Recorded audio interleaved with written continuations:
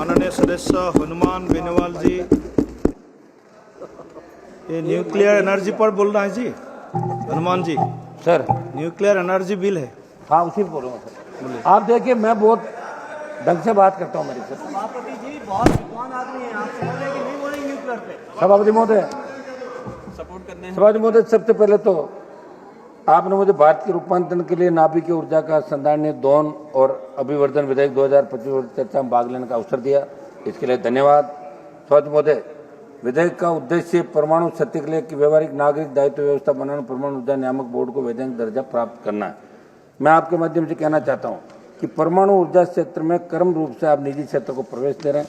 सभापति महोदय, सरकार ने जो विधेयक लोकसभा में पेश किया है, उसकी जनता, देश की जनता को गहरी शंका और सख्त आपत्ति है, क्योंकि सरकार की मंशा के दूसरे पहलू को देखेंगे तो ये सामने आएगा कि विधेयक केवल एक तकनीकी संशोधन नहीं, बल्कि ये हमारे संवैधानिक सिद्धांतों, जनता की सुरक्षा तो सरकारी जवाबदारी के सिद्धांतों में जड़ से बदलाव का प्रयास है। इस विधेयक के माध्यम से सरकार परंपरागत रूप से सार्वजनिक क्षेत्र के अधीन रहे नाभिकीय ऊर्जा पर निजी कंपनियों को खोलना चाहिए। परिवर्तन सिर्फ बाजार खोलने का पसंद नहीं, इसमें जोखिम की प्रवृत्ति, लाइबिलिटी, निगरानी संरचना पूरी तरह बदल जाएगी। सभापति महोदय, हमें मानते हैं कि निजीकरण की प्रक्रिया पारदर्शी, सख्त और जनता हित की शर्तों पर न हो तो भारी कीमत चुकानी पड़ सकती है। सभापति महोदय, ये विधेयक पुराने एक्ट को बदलकर नई व्यवस्था लाता है, जिसका अर्थ है कि दशकों में बने सुरक्षा मानदंड और पीड़ितों के अधिकारों के संरक्षण के लिए नियम होंगे। इसलिए मंत्री जी, आप जो जवाब देते हैं जरूर बताएं कि नागरिकों की सुरक्षा और दुर्घटना की स्थिति में मुआवजे का अधिकार कैसे सुनिश्चित रहेगा। महोदय, आपके माध्यम से मंत्री जी ये भी पूछना चाहता हूँ कि विधेयक में देयता की सीमा और ऑपरेटर उत्तरदायित्व जैसे प्रावधानों का नई तरह से निर्धारण हो रहा है। कई मीडिया रिपोर्ट्स के अनुसार ये विधेयक इसलिए भी चिंता का विषय है क्योंकि नाभिकीय दुर्घटनाएं स्थानीय नहीं बल्कि क्षेत्रीय और पीढ़ियों पर असर डालती है। ऐसे बहुत सीमांत जोखिमों के लिए सीमित लाइबिलिटी पीड़ितों को पुनर्वास, पर्यावरण सर्वनाश के समय अपर्याप्त साबित हो सकती है। नागासाकी और हिरोशिमा का उदाहरण इस बात को दर्शाता है कि इतिहास से हमें कुछ सीखने की आवश्यकता हमेशा ध्यान रखना चाहिए कि इतिहास अपने आप को दोहराता है। सभापति महोदय, निजीकरण, ये विधेयक नाभिकीय ऊर्जा जैसे अति संवेदनशील क्षेत्र को निजी कंपनियों के लिए खोलता है। मंत्री जी से पूछना चाहता हूँ कि क्या सरकार ये गारंटी दे सकती है कि मुनाफे की दौड़ में सुरक्षा से समझौता नहीं होगा, क्योंकि इतिहास बताता है कि जब भी उच्च जोखिम वाले क्षेत्रों में निजीकरण वाला नुकसान आम जनता नहीं उठाया। दूसरा सवाल, दुर्घटना हुई तो जिम्मेदार कौन? मैं मंत्री जी पूछना चाहता हूँ, इस बिल में लाइबिलिटी को सीमित और स्पष्ट किया जा रहा है, और लाइबिलिटी सीमित होगी तो पीड़ितों को मुआवजा कौन देगा?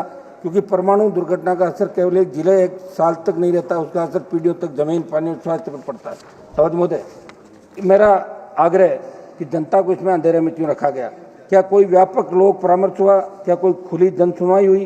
क्या सरकार का ऐसा रवैया नीतिगत व जबरदस्ती नहीं? महोदय मंत्री जी, जब आप बताएं कि रेडियो धर्मी कचरे का स्थायी और सुरक्षित निपटान कहाँ और कैसे होगा, क्योंकि अगर आज इसका उत्तर नहीं है तो भविष्य की पीढ़ियों के लिए जरूर ये जेल छोड़ के जा रहे हैं।